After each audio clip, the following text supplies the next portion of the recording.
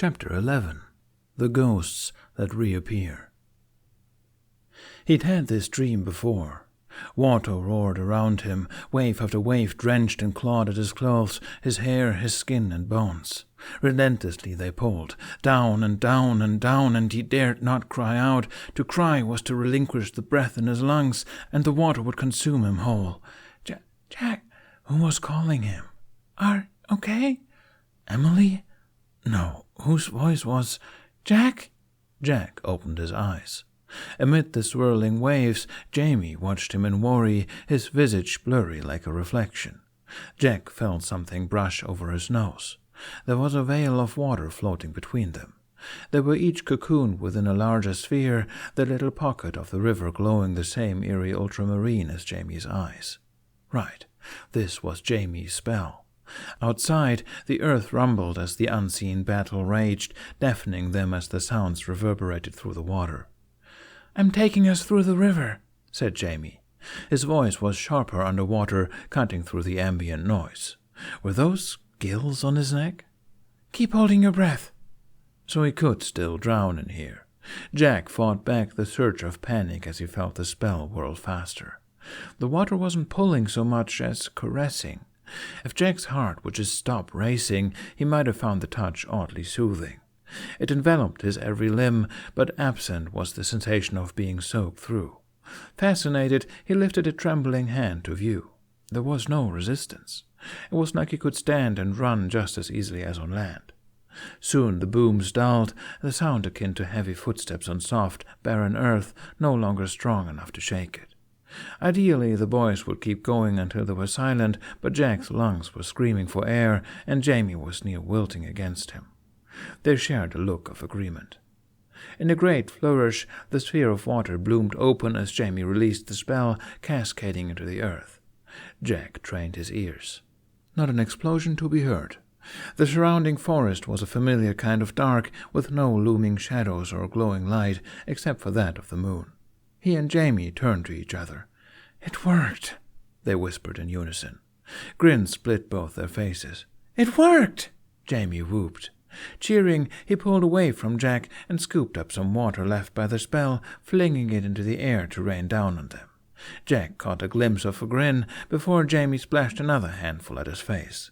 Laughing, Jack splashed water right back, and when Jamie went to duck, he ruffled his hair. "I knew you had it in you," he said through laughter. Jamie shooed his hand away while getting the last of his giggles out. He didn't quite lift his chin, opting to fiddle with his pendant. For someone who just saved their lives by redirecting enough water to sink a small boat, he looked oddly embarrassed. "Thanks for staying with me. I don't think I could have done it on my own." That sounded too close to an apology for Jack's liking. He knelt back down so they were eye to eye. "Hey, look at me." When he did, Jack took Jamie's hand and gently closed it around the charm. He nodded towards the river. "You helped me just as much." Jamie beamed, real pride shining through. Jack grinned in return. The soft chirps of crickets drew his attention back to the surroundings. "Where are we now?" Jack asked. "The city's to the southeast," Jamie pointed in the direction. "It's pretty far. I took us upriver from whatever those things were." "Are they what your mentor said was coming?" "I'm not sure. I was only supposed to show you how to enter the other world." So Jamie didn't know the full story either. His mentor could have meant it as a warning not to cross the veil, but then why put Jamie at risk? He was so trusting of magic, yet inexperienced with its dangers. No, his mentor wouldn't have let him venture through parts of the other world that wouldn't embrace him back. There was only one thing that could bring on such an attack tonight. One person. And Jamie needed to get away from him. Jack stood and scanned the forest, too restless with the thought. Could those things enter ours? Jamie shivered. "They're sure powerful enough. I don't know why they haven't." "They weren't exactly trying to hide," Jack agreed. "We should go. Can you get home from here?" "Yeah, but..." Jamie half turned towards the river. "We have to get you back to Burke." "I think you've worn yourself out for the night. Can't hold my breath for that distance either." "No, I could still..." Jamie was cut off by his own yawn. "Time passes differently in the other world, right?" Jack chuckled. "Your mentor's gotta be getting worried." Jamie seemed to notice how far the moon had moved across the sky and deflated. Jack ruffled his hair again. "I think you've been in the forest long enough, Yvain." Jamie's gaze drifted to Jack. He tilted his head as if examining him before looking away. "I guess we have to say goodbye." Confused, Jack followed his gaze to a pool of water by his feet. He saw his own reflection. The whiskers and the dot on his nose were gone, washed away by the spell. "Who needs stage makeup?" He stopped himself from touching his face at the memory of a thumb brushing across his cheek. "I'm kind of sad it's over. It was fun, except for all the scary stuff." Jamie peered up through his fringe. "Is that weird?" Jack considered their night of bloody visions, near-death encounters, and terrors in the shadows. And the joy of earning the Wisp's trust, and the beauty of walking alongside the Fae. In truth, he was glad he got to see them, because it might have been his only chance. One message from Jamie's mentor was clear. Something was waiting for Jack in the other world. He intended to let it wait. "Very weird," Jack answered. "But that makes two of us." He bumped Jamie's arm. "No one normal believes in magic enough to have magic believe back." Jamie grinned, but his brows furrowed ever so slightly. He took a hesitant step towards the river. "Yeah, but, Jack, just remember everything I told you about magic. All of it." "I will." Jamie fidgeted with the cord of his pendant. He went to speak, only to bite his lip. Jack wondered what he wasn't allowed to say. "It's okay. I'll find my way from here." "I'll ask if I can visit you again." "I'm not going to be in Berg much longer." "I know. I'll know how to find you." Jack smiled.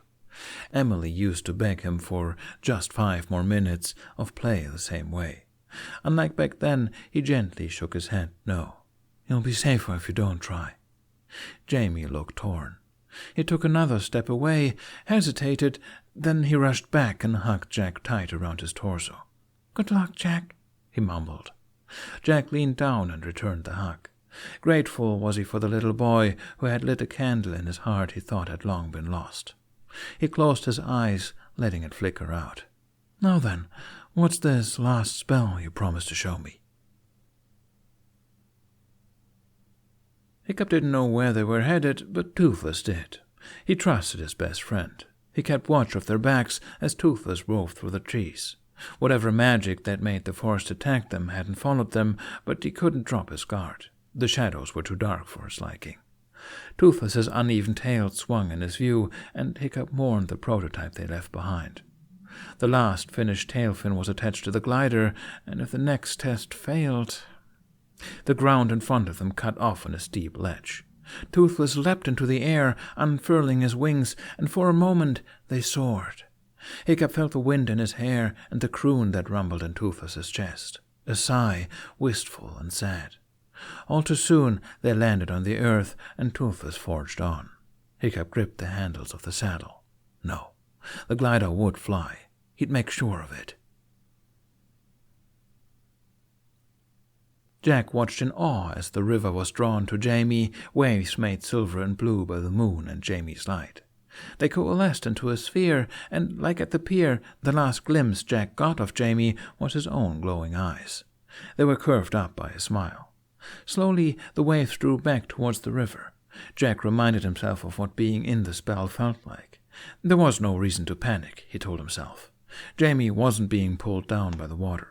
What did he mean when he said he couldn't wave to Jack before? Suddenly the sphere thrummed with blue light. Jack staggered back. The sea must have obscured this second spell. He tried to find Jamie within the glow, but the vague shifting from its center didn't resemble a boy. It seemed to shrink, growing flatter, with spiny translucent fins jutting from its back. A distinctive tail swished out, shining with what were undoubtedly scales. In one last burst of light, the wave burst open to reveal a little fish. A perch, Jack recognized, barely any bigger than Jack's hand, surrounded by ringlets of water droplets. Jack's mouth fell open. He should stick his own head in the river to wake up from the stream. Jamie? The wave collapsed back into the river, and the perch dove in after. Jack ran to the edge of the water. Jamie! The faint shadow of the perch swam in circles beneath him. It leapt out, soaring over Jack, droplets like gemstones trailing along the arc. Any last doubts it was Jamie were quelled by the splash of water he sent into Jack's face. Jack laughed, pushing his hair out of his eyes. "What did I tell you? You're incredible, Jamie." Then Jamie leapt into the air a last time, his eyes glowing bright. The water below him glimmered, taking on a mirror-like sheen. Through its surface were the vague beginnings of another landscape with unfamiliar trees. The perch dove into the center of the image, and the vision distorted with a splash. Ultramarine rings rippled from its center as the scene faded away, and soon they too vanished. Jack stood alone by the river, staring at the spot where Jamie disappeared. In this one moment in time, he let himself forget his pain, his fear, and all else that happened that night, and reveled in his wonder. Magic. His hair was wet from the splash. He tipped his head back, closing his eyes and feeling the droplets run down his face. They trickled into the corners of his smile. Toothless jostled Hiccup to attention. Up ahead, the shadows thinned out to the soft glowing night. Hiccup could almost cry. They were home free. His nose hit the saddle. Toothless jerked upright, ears fin twitching. Not this again. Jack jolted to attention at the sound of approaching footsteps.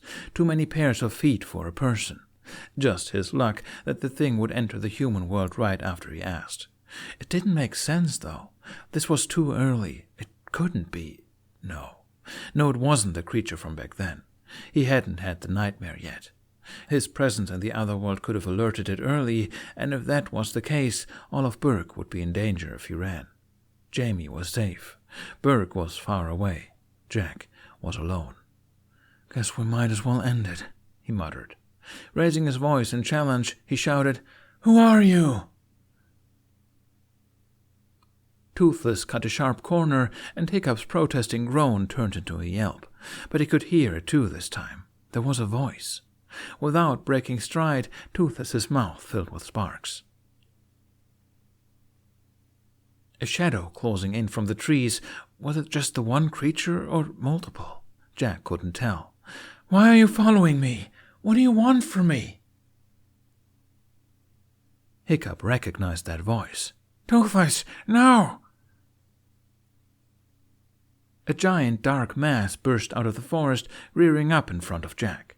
Jack leapt out of the way as the majestic black stallion pounded its hoofs on the ground where he'd been. Burkian guards flooded out behind it, and leading them 9 more horses and their riders. Jack took in their swords and lances, their fine armor, and the royal insignia on the flags they carried. These were the Knights of Berk. The platoon surrounded Jack, backing him against the river. Bewildered, Jack craned his neck to lock eyes with a knight whose stallion had almost flattened him. He looked like Snotlout, a Snotlout in gleaming silver armor who boasted a sharp mustache and deep creases around his eyes, all highlighting a scathing sneer. They must have been related. Whoever this man was, he emanated an air of command so imposing that Jack instinctively bristled. "What's your name?" demanded the knight. "Why should I tell you?" "You will answer to authority, boy." Jack had never been very good at that. "Whose authority?" he challenged. The knight shifted his shield into the moonlight, showing off a coat of arms that featured the spiral horn of a sheep. In addition was the same curled dragon insignia on the flags. It must have been an indication of high rank. Jack almost wished the creature had showed up instead. At least he knew where he stood with it. "Jack Frost," he spat. He glared back up at the head knight and mustered every bit of sarcasm he could. "And who do I have the honor of being threatened by?" The knight looked down at him in contempt. "Sir Spitelaud Jorgensen, Knight of Berk and second in command to the king." Toothless wasn't aiming for the voice. He fired 2 plasma blasts at the foot of a pair of hawthorn trees, avoiding the trunks themselves, lighting his twin torches. Then he jerked to a halt in front of his doorway, kicking up his hind legs and launching Hiccup across the threshold. Hiccup held back a yelp as he flew through the air, shielding his face from the heat with his arms. He crashed into the damp leaves and moss before rolling to a stop. He groaned and pushed himself off the ground. Note to self, add harness and tether to saddle. He blinked his eyes open. It was like someone had blown out a candle. The forest was dark, the only unearthly glow coming from the moon once more. "Toothless?" Hiccup called. He heard a croon behind him. Toothless stood on the other side. The fires were nowhere in sight, nor any glowing plants and runes. But his friend was still there, the same black scales and green eyes, with pupils round and full of worry. However, now there was a shifting quality to his image, as well as a subtle glimmer along his body, as if Hiccup was looking at him through the mist. "Hiccup!" called the voice in the distance, several others joining it. Toothless had delivered him closer to his friends. "Toothless, you need to hide," said Hiccup. "Stay near the river. I'll come find you tomorrow, I promise." Toothless chuffed before bounding away into the forest until his dark scales became one with the shadows. Then it was Hiccup alone, reeling over the events of the night. He needed to get going too, but magic.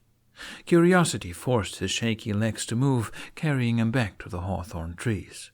He did a circle around them, and sure enough, the fires Toothless lit were gone. What of the doorway? He returned to the threshold, squinting at the forest beyond. Before he could second-guess it, he stuck his arm into the opening. Nothing. He waved his arm around for good measure. Maybe if he stepped across— "Hiccup!"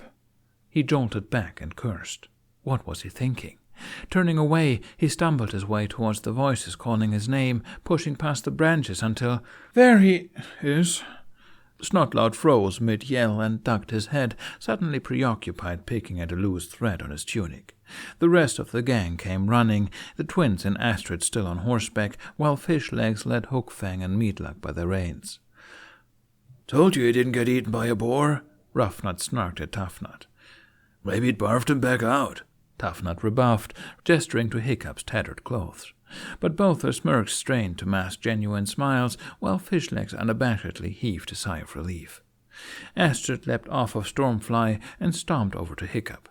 He braced himself for a hit, only to receive a tight hug.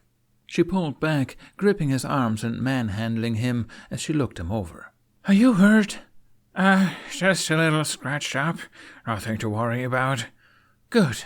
Then she punched him, making him wince. "Idiot! I told you not to disappear like that." "How did you know I'd be out here?" Astrid gave him a look. "Hiccup, you're a terrible liar." Hiccup grimaced. He'd gone back on his promise to warn her yet again. She didn't sound angry. She sounded scared. Hiccup looked back at the moon. It finally changed its position in the sky. Drastically so. How long had he been gone for? Astrid's fists were clenched like she was trying not to shake. He put a hand on her arm, giving it a squeeze. "I'm sorry." Astrid met his eyes, hers burning with hundreds of questions Hiccup knew he couldn't answer. She sighed, and the tension in her shoulders eased a fraction. "Just don't do it a third time." Hiccup nodded, his throat tight. She'd probably spent the entire search imagining all sorts of horrible fates he might have met. There he'd been, too, ready to walk back into the thorns and vines waiting to skewer him. Stunts like that were why Stoic told him to stay behind tonight. Him and his friends. "Why are you guys all here?" Astrid looked behind her. "Fishlegs," she beckoned. At her command, Fishlegs brought one horse forward. Hiccup hadn't noticed that there was a third without a rider, and Hiccup was that rider. Astrid walked over and pulled something out of Windwalker's saddle. "Hurry, put these on." Astrid tossed Hiccup a cloth bundle. Hiccup opened it to find his royal tunic, cloak, and crown. The gang were all giving him a tense look. What's going on?" "Spitload and the others came back with a scouting company," Astrid explained. "The king ordered the knights to lead the search for invaders. Now get dressed so we can go and meet them." So it really was Spitload he had heard before. Hiccup swallowed. "What does that have to do with me?" He already knew the answer. "They're looking for you, too."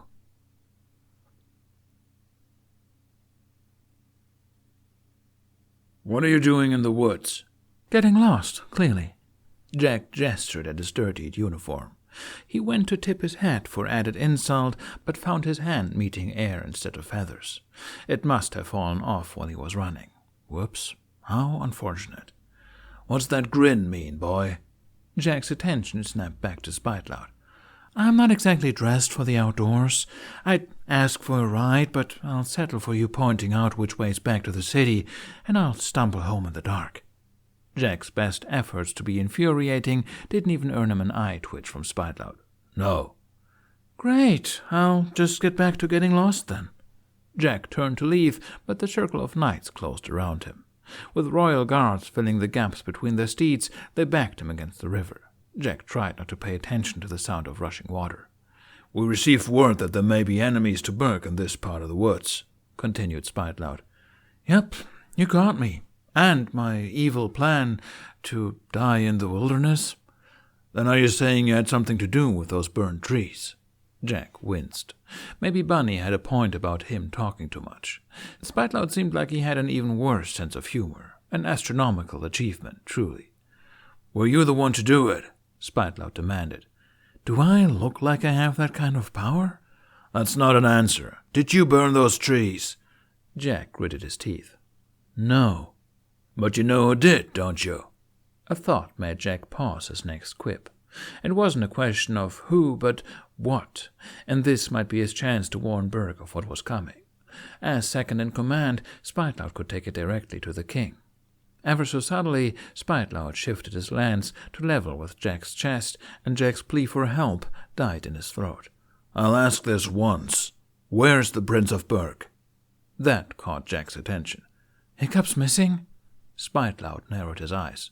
"So you know him?" Jack paid him no mind. Hiccup hadn't gone home. Was he trapped in the other world too?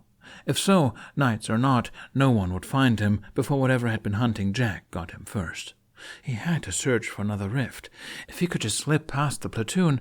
"We found him!" The knights parted as Astrid and the squires rode out from the trees. It was Jack's first time seeing the group on their horses. Each steed complimented their rider, from Fishleg's large workhorse to the twins' speckled matched pair, to Snotloud's haughty short mane, and to Astrid's sleek mare.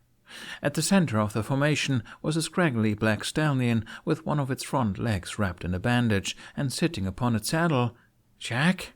He sounded like Hiccup, but in place of his baggy white shirt, the rider wore a silk tunic, deep green in color, with some of the most intricate embroidered detail Jack had ever seen.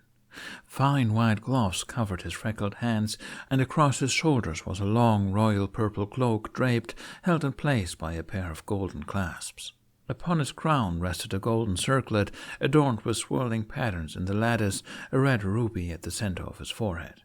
He sounded like Hiccup, but he looked like a prince.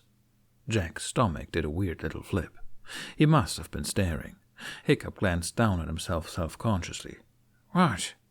Jack blinked a few times. "I still think the hat suits you more." Then Hiccup rolled his eyes, and Jack recognized his friend again. His surprise at seeing Jack gone, Hiccup seemed to notice the lance pointed at his chest. "What's going on here?" Hiccup asked, addressing the knights. "I should be asking you that, Your Highness," Spiteloud replied.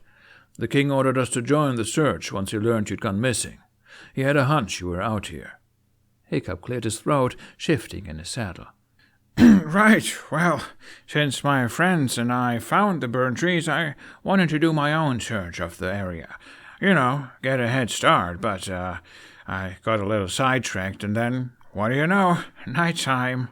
To Jack's surprise, the knights who had carried themselves with such decorum all shared an annoyed look. "So then," Spiteloud huffed, "what did you find?" "Nothing conclusive." Hiccup's words sounded measured. "And I don't think we're going to find anything this late, nor is it safe to try." "Forgive me for disagreeing, Your Highness, but I think a platoon of us will have more luck on the search than one... you." Jack didn't like how he said that. Judging by her grip on Stormfly's reins, neither did Astrid. However, her face stayed a disciplined, stony mask. If it bothered Hiccup, he didn't let it show. He was busy stammering out reasons to abandon the search, his voice increasingly frantic. Did his friend burn those trees? "I was lighting fireworks." All eyes turned to Jack. "My friend invented them," Jack explained.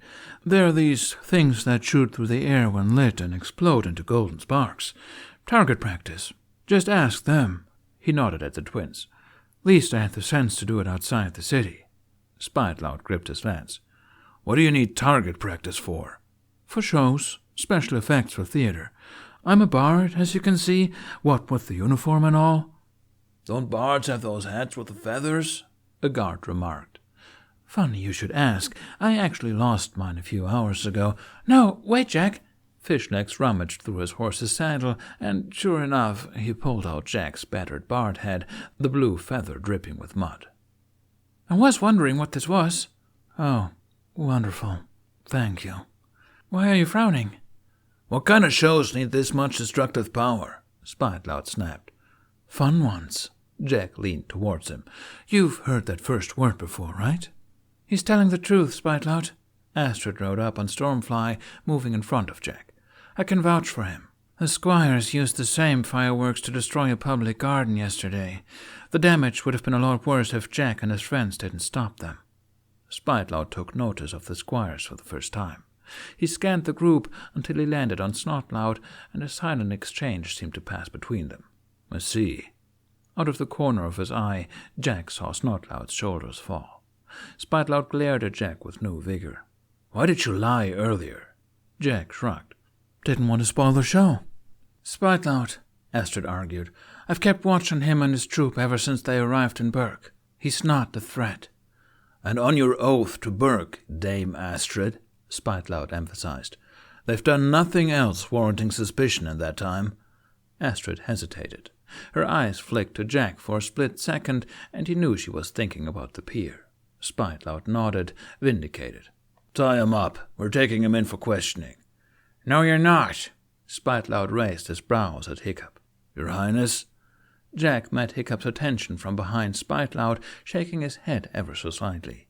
Hiccup's eyes widened a fraction, then hardened, unshakable. Dismounting his horse in a graceful motion, he moved to stand between Jack and Spitlout's lance. It wasn't just him. The burns from yesterday can't be made with fireworks. There's something else in the woods that's causing this. What are you doing? Jack wanted to ask. You lead them back to your friend. Your Highness, Spitlout argued, this boy is my guest, Hiccup announced, and he will stay in Berg as my guest as long as he wishes. As your prince, I expect all of you to honor that. More than himself, Jack bristled at how Hiccup was being treated. The civilians they'd met always showed a sort of begrudging respect, coupled with reverence, that Hiccup seemed reluctant to accept. Maybe this was why. The knights were a whole other story. Set atop the horses, 10 pairs of eyes cast on Hiccup the full array of judgment, mocking, disappointment, frustration, all the way to contempt. His crown turned from barrier to burden under the scrutiny. Despite its weight, Hiccup stood tall. I've been searching these woods since dusk.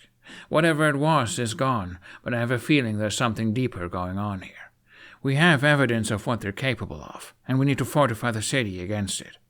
And yet you allowed this boy to tamper with that evidence for the sake of a show. Jack felt Hiccup tense. Without missing a beat, he narrowed his eyes and flashed Spitlout his most devilish grin. I'm a bad influence. Spitlout scrutinized him long and hard. He reluctantly withdrew his lance. We'll see how much of that is true. He turned to the platoon. Move out. The prince has been found. We're heading back to Berg. Sir, the platoon answered. Jack breathed easier when the knights broke formation. An arm wrapped around his shoulder, startling him. Hiccup appeared beside him and was leading him past the crowd. He ushered Jack into his group of friends, who formed a circle around them. Once hidden from view, Hiccup took off his cloak and wrapped it around Jack. The cloth was thick velvet, soft to the touch, its weight comforting on his shoulders. Are you okay? Hiccup asked.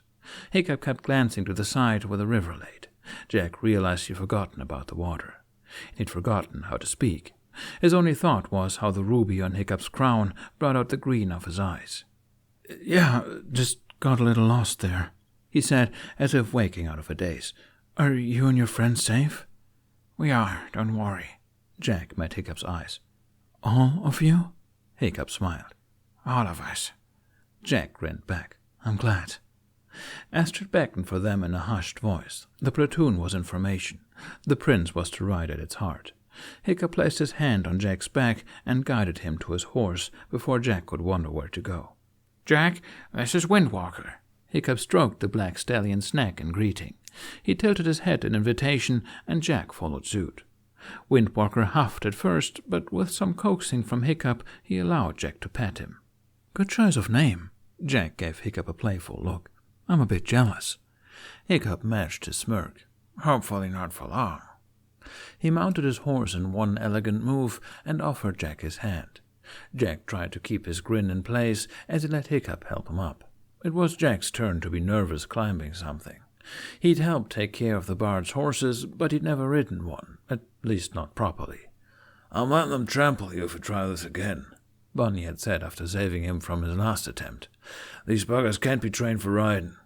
When Jack had asked why, he'd been met with the vague, "they weren't meant to be." Maybe it was just too hard. For example, surely a prince's horse would receive the finest training in the land, and yet— "A little shaky, right?" Hiccup asked apologetically, while Jack tried to seat himself on a very anxious horse. Before he could get settled, Spiteloud ordered them forward, and Jack lurched forward with a sudden motion. His arms automatically wrapped around Hiccup's torso. Jack hoped that Hiccup couldn't feel his cheeks burning through the back of his tunic. He was met with Hiccup's curious eyes when he righted himself. Jack must have looked woefully out of place, grass and dirt smothering the blues of his cotton clothes, one hand holding a hat barely clinging to life, the other wrapped in a cloak likely worth more than everything he owned. He was a garish smear of color among the knight's unified silver. But Hiccup only seemed concerned with his comfort. He helped Jack adjust his hold, the faint smile on his lips staying Jack's doubts. "We're still working through it, but believe me, Windwalker's doing a lot better than when he was rescued." "Rescued?" Jack leaned his cheek back on Hiccup's shoulder. "Tell me more." So that was how they spent the ride to the city. Hiccup told Jack the story of how at age 12 the time came for him to choose a horse. He'd passed over all the stallions and mares for a small, anxious foal at the very back of the stable. The stable keeper said it was a runaway, most likely from cruel owners, and injured its leg in its escape. It had been lined up for slaughter. Of course, that was unacceptable to young Hiccup, so much so that he had stubbornly refused to leave until they took the foal the same day. From there, Hiccup had personally nursed it back to health, then had to make up for lost time training, having waited so long for its leg to heal. It was why Hiccup named him Windwalker. He meant it as a wish. Though the foal grew into a strong stallion, it never outgrew all its fears, so the other nobles still deemed him unfit for a prince to ride. After listening to his story, Jack had to disagree with them. It was in those imperfections, in the ability to thrive in spite of them, that made it the most befitting horse for Hiccup. Windwalker is a perfect name for him. Hiccup glanced over his shoulder. "You think so?" "It's hopeful," Jack nodded, "and given out of kindness." Hiccup's eyes widened, and up close Jack saw the flush across his cheeks. "I suppose," Hiccup mumbled. He gave Jack a meaningful look, equally guilty as it was grateful. "Thank you." Jack heard all that was unspoken. "For helping me, for lying for me, for risking your life for me yet again." Jack shook his head. "There's no need." He held his grin until Hiccup turned around. Leaning his cheek back on Hiccup's shoulder, he hugged Hiccup a little tighter.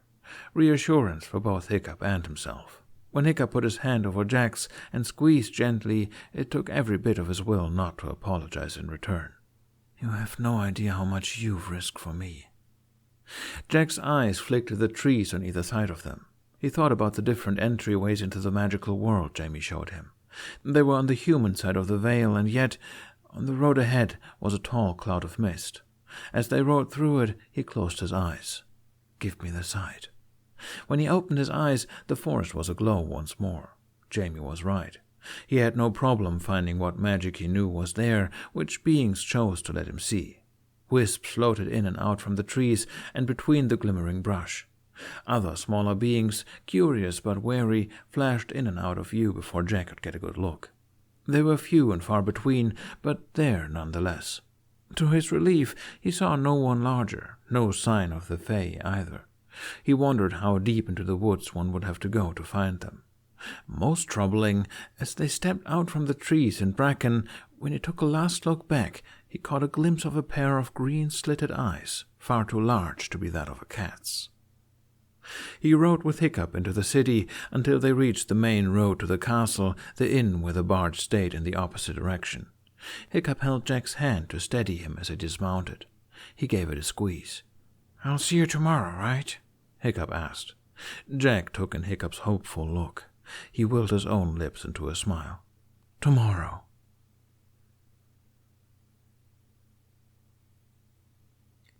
Hiccup had really done it now. He straightened his crown as castle guards rushed him through the hallways. His flimsy excuse had done nothing to sway Spitecloud. It was more likely the exhaustion from his quest than subsequent surge that made him order them to fall back. Hiccup had no idea how to spin Jack's involvement in a non-incriminating way. He refused to believe he had anything to do with the burns. If he did, he wouldn't confess in front of 10 knights and an entire royal platoon just to protect Hiccup's secret, would he? The fact that his next thought wasn't immediately no weighed Hiccup down with equal parts guilt, confusion, and worry. All that could wait. Right now, his one hope was that his dad would take more interest in the information on the outsiders Hiccup managed to gather. Stoic just had to listen to him first. Yeah, they were both dead. At least it didn't still smell like smoke and cinders after changing into his royal garb. Jack would have told him if he did, right? He'd had his nose pressed against Hiccup's back the entire ride home, and Hiccup had felt him smile against his shoulder.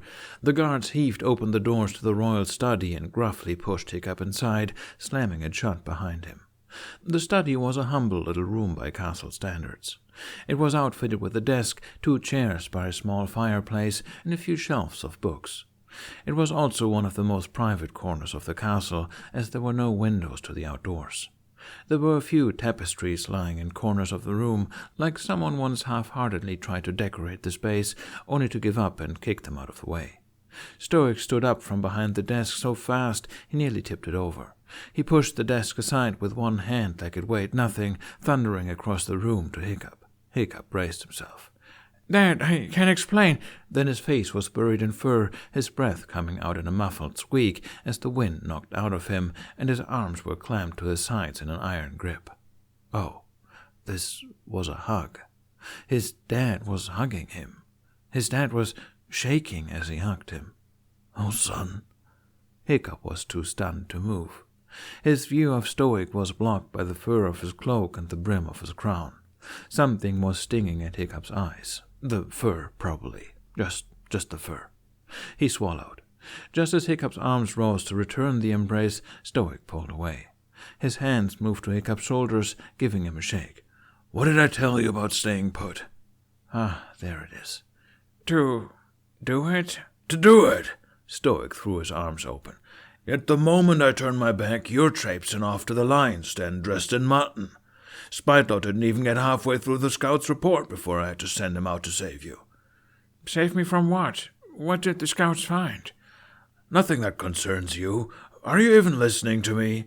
"How am I supposed to know what I should be scared of when you won't even give me a clear answer?" "That's the problem. At this rate, it's easier just to tell you what you shouldn't be scared of, and that's Burke. That's the castle. And all you need to know is that's where you need to stay." Stoic turned away and stalked over to the desk, leaning heavily against it. Hiccup saw a half-empty mug of meat had been tipped over. He probably drove Stoic mad given the danger of what could be hiding in the woods tonight, and Hiccup could sympathize. In their time in that strange world, the only thing he saw Toothless burn was a hawthorn tree to avoid hitting Hiccup, and they'd barely survived the consequence. Toothless never missed. Wherever he was firing at, it wasn't the forest.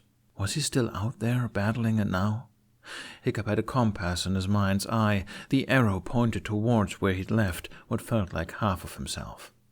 It felt wrong to turn away, as if the longer he waited, the further he went. He was pulling a spring taut, dangerously close to snapping any sense of calm he still held. Was this how Stoic felt whenever Hiccup ran off on his own?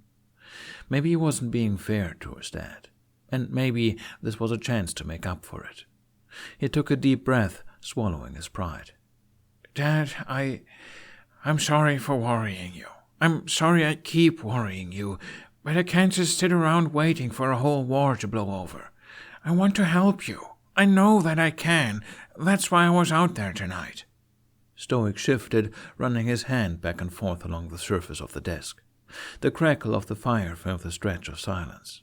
Hiccup wasn't sure if he heard him, or maybe he didn't believe him. "Trust me," he pleaded. "I've seen how dangerous things are, but I don't want to hide behind you. I want to stand beside you. And I know you just want to keep me away from—" "Keep you from all harm." Hiccup stammered to a halt. Yeah?" "And I would keep you from all harm," Stoic murmured, a slight hum to the words, "if you would stay beside me." He turned then, holding a small white glove stained with grass and specks of dirt. The sight of it and the redness of Stoic's eyes, and how his cloak and crown were askew, as if he'd been too fraught to notice, sent a fresh wave of guilt through Hiccup. This was the worst night he could have chosen to run out of sight. "I forgot the date." Stoic stared at him, and it was all Hiccup could do not to look away. "You remind me of her. No, you're just like her." "I'm sorry." That got a chuckle out of Stoic. "That's the last thing you should be sorry for." Hiccup rubbed his hands, unsure of what to say. "What was she like?" he ventured. "She was a bit of an odd one." "Yeah, that tracks." "Wasn't Finnish," said Stoic. Hiccup thought he saw a rare glint of happiness in his dad's eyes. This was the most open to speaking about Hiccup's mother since Hiccup was a child. Once Hiccup was old enough to understand death and ask about his mother's, Stoic stopped mentioning her except in passing. As a young boy, the first time he saw his father cry was on this same date. Hiccup learned to stop asking. Here he stood as an adult, years later, wide-eyed as Stoic continued. Stoic stared at the glove in his hand. "She was brave," said Stoic. "Adventurous, kind, too kind for her own good. And most of all, stubborn as an ox." Hiccup struggled to keep his voice steady. "I guess the last part was inevitable. Got it from both sides," he joked. "It's too bad you didn't get my good looks." Hiccup glanced down at himself, his thin, lanky frame a far cry from the broad and imposing figure of his father. "Son," Stoic met his gaze, "that's nothing to be ashamed of. Your mother was the most beautiful woman I've ever met. Besides, you've got my eyes. I'm proud of that." Hiccup quirked a smile. Then there came a pang in his heart for a memory he didn't have. His dad always said they hadn't had time to sit for a family portrait after Hiccup was born. His mother died before they got the chance. Hiccup wished he had a way to see her, just one glimpse so he could draw her. I wish I could have met her. "And was she a good leader?" Stoic looked taken off guard by the question. He studied Hiccup for another long breath. Sighing, he took a seat by the fireplace. He set his crown on the side table, gesturing for Hiccup to join him. "You wanted to talk, so we're talking. What did you see?" Yeah, right." Hiccup couldn't believe his eyes. He nearly tripped on his way to the other chair in his rush. Stoic huffed a quiet laugh at his antics, and Hiccup found himself grinning. Catching his breath, he cleared his throat. "Honestly, not much. The mist was so heavy I almost ran into a tree every other step." He did his best to describe what he found, explaining his theories on how anyone could make such large burns without raising the forest. Hiccup couldn't remember the last time they'd gone this long without arguing. Stoic listened intently, letting Hiccup speak uninterrupted, save for the occasional question. He leaned in with rapt interest, and Hiccup mirrored him. This was nice. He was almost disappointed when they reached the end of the conversation. "But there were some types of burns that I've never seen. Some of the trees had branches that looked like they'd been burned from the inside out." "I'll have to ask the scouts if they saw anything similar. They barely made it back alive." Stoic hunched over and rubbed his eyes. "If Spitelout hadn't helped the mission, the whole platoon would have been slaughtered." "What did they learn?" "That the invaders are cowards." Stoic slammed his fist on the table. "They attacked in the dead of night under heavy fog cover. Spitelout called it fighting shadows. No one could land a blow on them. We don't know their numbers. He said it sounded as if 1,000 voices were whispering at once. It nearly drove the men mad." "Voices?" Hiccup nearly jumped out of the chair. "They spoke? What were they saying?" "We aren't sure. None of the scouts had even heard the language among foreign merchants. The invaders only said one thing in our tongue. Hiccup leaned forward, heart racing. Which was? Stoic's brows furrowed deep with fury. He clutched the glove in his fist. A call to war. It wouldn't be a long shot to say that there were dragons that could whisper or mimic human words. But Toothless was trying to warn Hiccup about something. What else could be coming for them?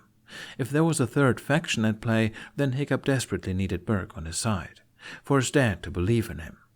When I was out there, I saw another part of the forest.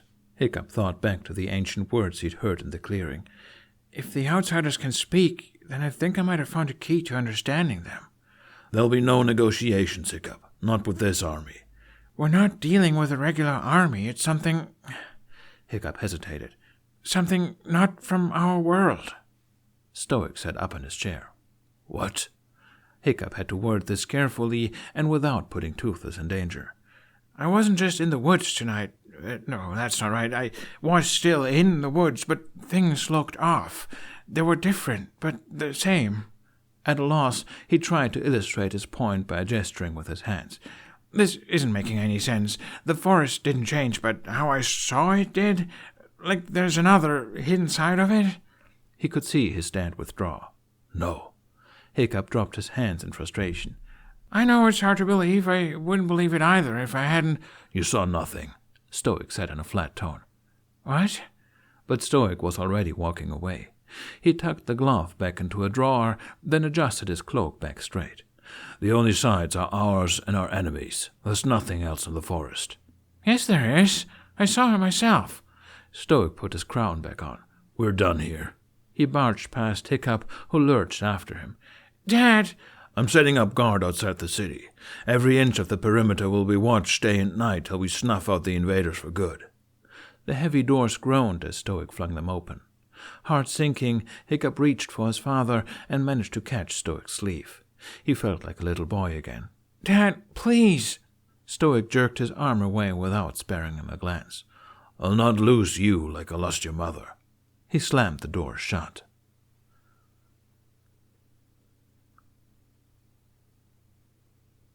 By the time Astrid found him, there were well over 200 drawings torn up on the floor.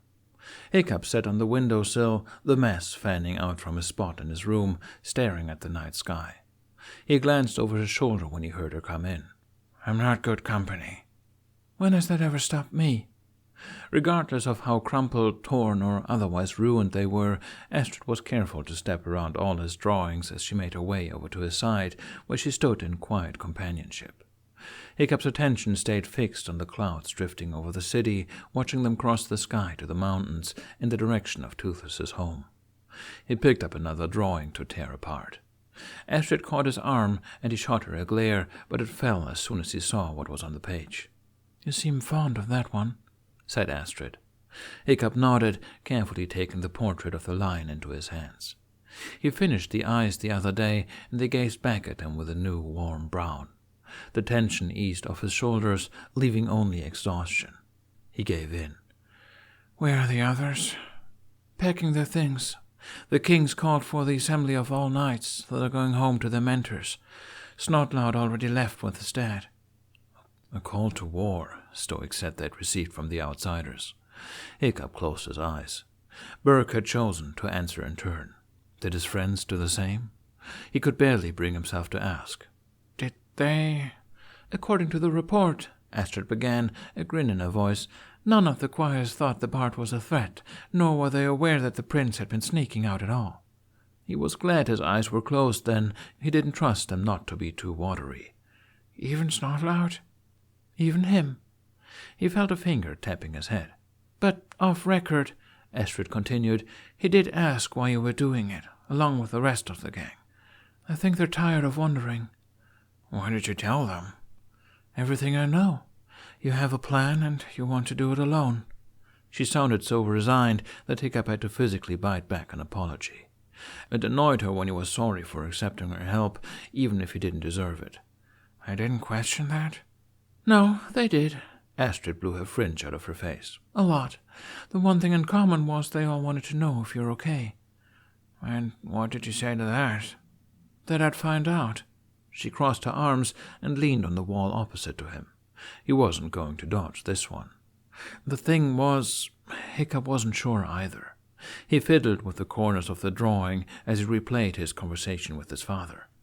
I was so close this time, Astrid. I don't know what else I can do. I don't think anything can be done. He won't hear you out unless he sees your plan work for himself. I'll make another plan if this one fails too. There has to be another way. There was a pause. Astrid was scowling at the ground. Hiccup's heart sank. This was going to happen eventually. He gave her a knowing look, and she sighed. His way has protected our people. That should always be the king's priority. But is it worth the cost? The violence, the bloodshed, the pain? We lose so much every time. It's necessary for the kingdom.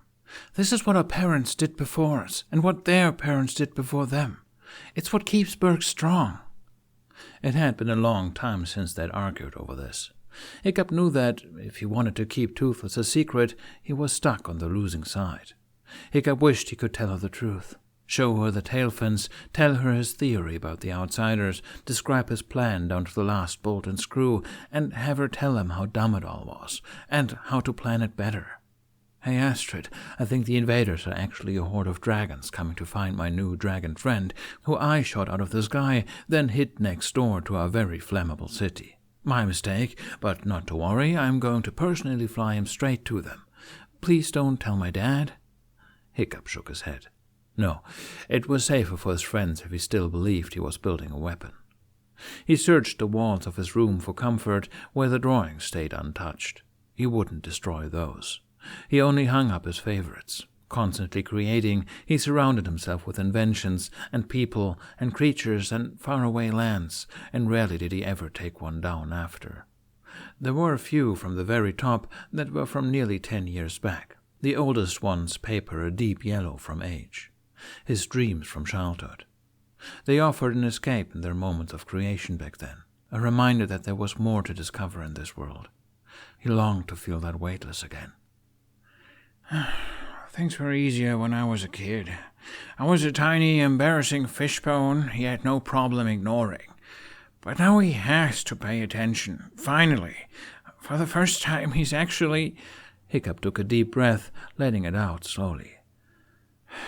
It's just... I can see him hope that I'll come around, that I'll finally see things his way. And the closer I get to him, the harder I let him down every time he looks. Are you sure that's true? Yes. Every single time I think I'm getting somewhere with him, he gets this look on his face that's like...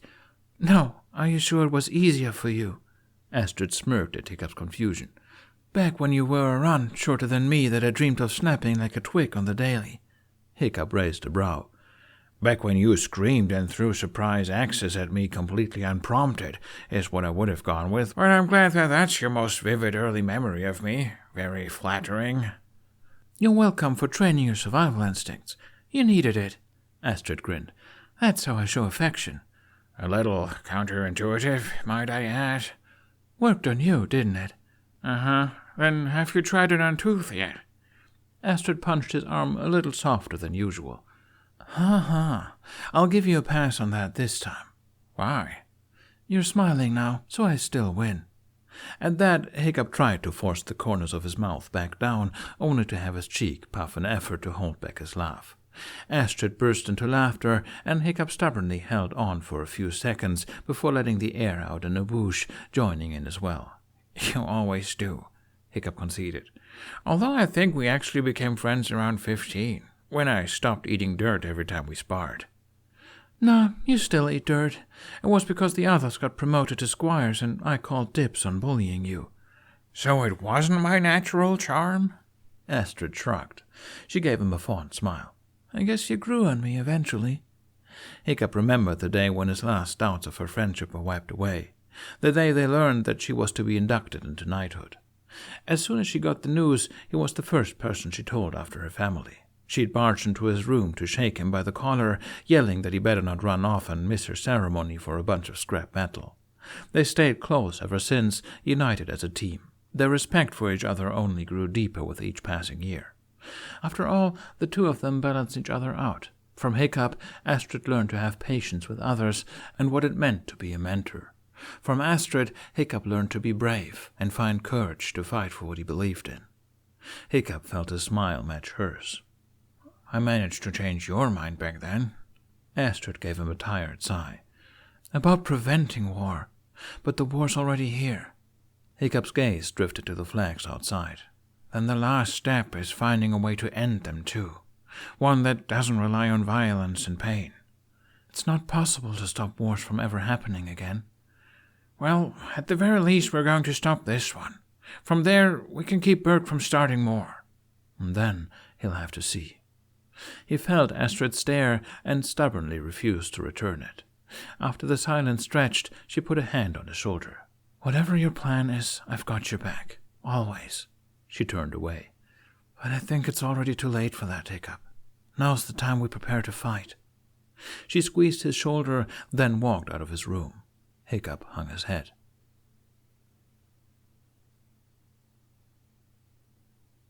To say the other bards were worried to see Jack return to the inn so late, covered in mud while escorted by 10 very imposing Burkean knights, would be a disservice to their absolute shock. "The prince informed us that you are welcome guests in Burke. His guests," Spiteloud emphasized. "See to it this one stays in line." After the knights left, Bunny ushered them all into the room, locking the door behind him. Then he and the others went to work, checking Jack for injuries, drawing him a bath, and leaving a clean set of clothes for him while prepping his uniform for the wash-house. When Jack shuffled out, he found them speaking in hushed voices, Sandy having pulled out his notebook. Bunny noticed him first and gestured to the others to stop. He walked up and placed both hands on Jack's shoulders. What happened? What could Jack tell them? The truth. As much of it as he could piece together after removing all the parts that would put them in danger, but the truth nonetheless. He owed his friends that much. So he started from the beginning, from when he'd met with Hiccup that day and ending on the confrontation with the knights. He described feeling a dangerous entity, omitting the details about the creatures and what he knew of them. He made sure to cut what he learned about Hiccup's friend. He left Jamie out entirely, saying that he wandered into the woods alone, and, most importantly, he left out the magic. What he had left was a handful of vague anecdotes and half-baked excuses, all of which culminated into one warning. It was time to leave. "You were right, Bunny," Jack said, gaze falling to the floor. "This was a mistake." "I didn't mean that." Bunny leaned down, waiting until Jack met his eyes. "Neither did you, I think." Jack shook his head. "We should go before I make things any worse." Sandy touched Jack's arm. He brought a fist to his chest, opening and closing it palm up while shrugging. Then he brought his 2 pointer fingers to stand next to each other. "He'll be fine. He finished the glider today with plenty of parts to spare if he needs to make more." "You think his plan will work out without you?" Bunny asked. Jack nodded. If anyone could find a way to make it work, it was Hiccup. He gave Bunny a rueful smile. "One can only hope." Bunny chuckled in response. Uncharacteristically, the only person who was quiet was Tooth. She sat on the edge of a bed, regarding Jack with her head tilted to the side, silent through the whole exchange. The few times he was able to meet her eyes, he found them all too piercing. Bunny was the one to address her. He raised a brow. "What do you think, Tooth? Reckon we head out?" "I think," Tooth said slowly, "there's more work to be done." What did that mean? Suddenly Tooth's head twitched to the side like she heard something, and a huge grin spread across her face.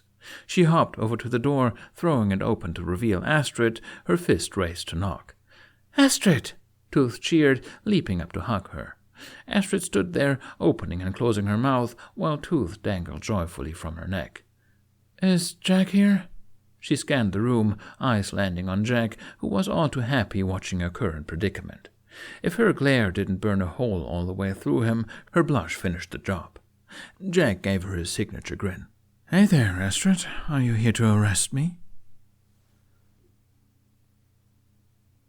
Astrid did not arrest him. She was too busy alternating between grilling him and trying to have a heart-to-heart, or at least that's what Jack thought she was trying to do. The two of them took a walk around the area near the inn, the streets lit by lamps lining the road. "Do you really think his plan is going to work?" Jack chuckled.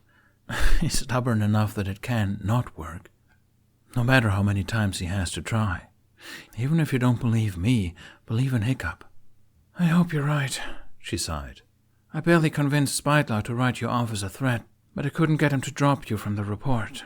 Now that the other knights are coming back, I won't be able to cover for you guys. You need to be more careful." "Got it. Is that all you came here to tell me?" Astrid unbuckled her dagger to fidget with it. It would have been disconcerting had she not been so visibly uncomfortable. Clearly, Jack was going to have to be the first to open up. If this was the last time he was going to see her, he might as well go first. "Thank you, by the way," he said, and she looked up in surprise. "For defending me back there." "No problem. I just hope that—" Astrid trailed off. "Don't worry, I don't blame you. I wouldn't trust me either if I was in your spot." Astrid smiled apologetically. "It's not just for your sake, though. Hiccup relies on you more than you know." "And I've relied on him too much." "I didn't know that," he murmured. "I'm not sure he realizes it himself.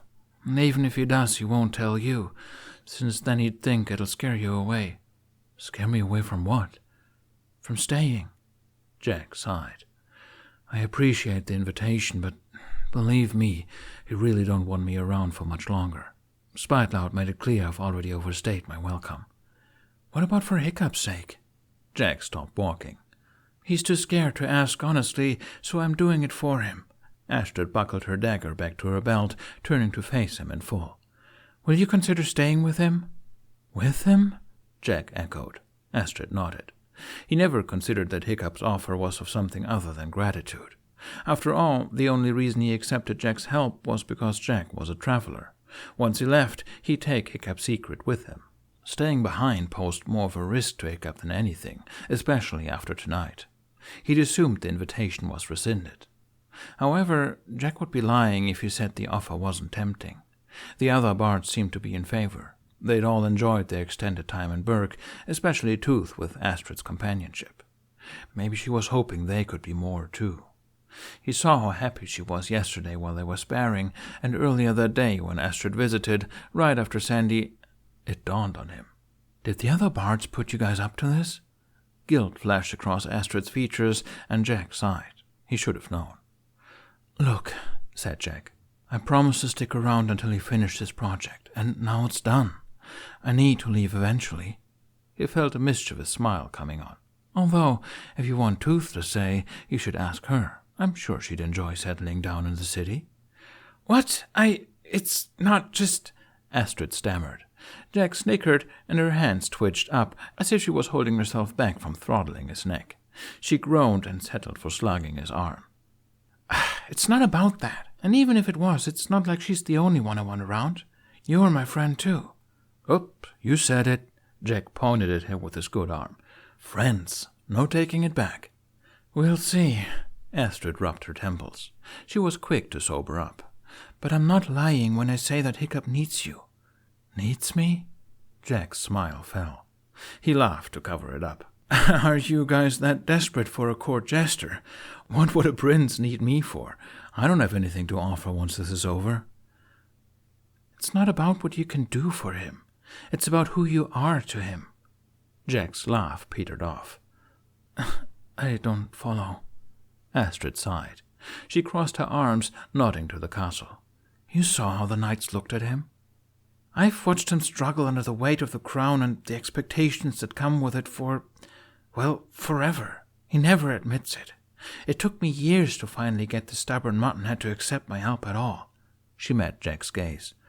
"It's different for you. With you, it happened so fast and came so easily. You don't know how much he's changed after meeting you." Jack's mouth opened and closed a few times. "I didn't know he liked the bad theater that much," he joked half-heartedly. Astrid didn't react. The look she had was so imploring that Jack couldn't meet her eyes. His gaze fell to the ground. "I think you're overestimating me." "But I'm not, that's the thing."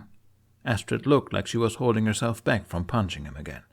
"You may not see it, but believe me, I've known him for half my life, and he's never been as confident as in the time that he spent with you. It's like he's finally comfortable being himself, likes it, even. You think he helped you back there? You wouldn't have been able to face the nights like that 2 weeks ago. And don't think I didn't notice the way you could tell when to cover for him, too. Both times." Jack's eyes widened. "Back at the forge. "You saw that?" Astrid held up a hand. "It doesn't matter. Whatever secrets you two are keeping, I know it's to help him. What matters is that you seem to have an understanding of each other that he doesn't have with anyone else here. I can't describe it, but when he's with you, he stands a little straighter, talks clearer, laughs more than ever. It's like he's not carrying anything." Jack's heart did that weird thing again where it felt like it was trying to escape his chest. "And I don't want him to lose that." Astrid looked back towards the castle, and Jack followed her gaze up to Hiccup's room. Did something happen to make her come here? "As a knight of Berg, above all else, I serve the king," she continued. "Hiccup's one of my closest friends, but there's only so much I can do to protect him." She met Jack's eyes. "So I'm asking for your help too. Please, Jack." Jack cursed inwardly. If only Astrid hadn't told him. He just managed to come to terms with leaving, and now... It's not that I don't want to help him, because I do, more than anything. I want him to succeed." He gave an empty chuckle. "It's not about what I want. It never is. The longer I stay, the more I risk—" Astrid held firm. Her glare said she wasn't settling for any less than the truth, no matter how long she had to wait. Jack smiled to himself. No wonder she and Hiccup were so close. "There's something that I'm carrying too," he continued, "and I need to carry it alone. I need to keep moving, and that means leaving Berg. With everything going on, the last thing Hiccup needs is to be weighed down by the same thing as me." He could see Astrid trying to decipher the meaning behind his words, weighing whether or not he posed a threat. Her duty to Berg at odds against her want to protect her friend. In the end, the latter won, and Jack gained new admiration for her loyalty. She raised her chin and challenged. "What if we can help you? I may not know you as well as Hiccup, but from what Tooth told me, spending time with him has been good for you as well." "She told you that, did she?" Jack muttered. Astrid caught her mistake, and he held up a hand before she could backtrack. "Look, I know you don't trust me. Yet." Jack felt a ghost of a smile return. "Yet." Astrid nodded. "But what I do trust is that you care about him. Otherwise you wouldn't have challenged Spiteloud like that." She smirked. "You're not that big of an idiot." Jack snorted. "Wow, thanks." He looked up towards the tower. What was Hiccup doing right now? "I do care about him. I really do." Maybe he was overreacting. He didn't have the nightmare yet. Hiccup's friend burned the trees. If that was the case, then they hadn't caught up with him yet. He took a breath, steeling himself. "If the test fails, I'll stay another week to get this project off the ground, and I promise I'll do everything I can do to help him. But trust me when I say that it's better for everyone if I leave when we're done." There was a pause. "Including you?" asked Astrid, her voice uncharacteristically gentle. She was scowling, of course, but Jack was starting to be able to read their subtleties. This one meant she was worried. For Jack. They really were friends. Jack forced himself to meet her eyes. "Especially me." There was a fundamental difference between Hiccup and Astrid. While Hiccup found himself lost in his ideals, Astrid was the one to ground them in reality. They both could be dangerously impulsive, but her battle instinct was unrivaled. She read the situations and reacted fast, oftentimes pulling Hiccup back before his bleeding heart got them both hurt. For that reason, she would be Hiccup's most trusted advisor. The thought of taking the throne terrified him, but with her at his side, Berg could stand strong and stand proud. At the same time, he couldn't help but dream. There was more out there to discover, more that they could learn from the rest of the world, some of which would take a bit more belief to find. He had to believe he was right. He had to bring peace to this war more than any other in all of Berg's history. If only the situation wasn't so unbelievable in itself. If only he could tell someone. He'd never felt so alone. Only he wasn't. Not this time. Something floated through the sea of desolation, a conversation as light as air. "Peace seems really important to you." "Yeah, it's not very fitting for a Prince of Berg, huh?" "No, but it fits you." A small breeze rustled the lion's portrait. Hiccup took a deep breath. He closed his eyes and tilted his head up. The wind caressed his face. He felt himself smile.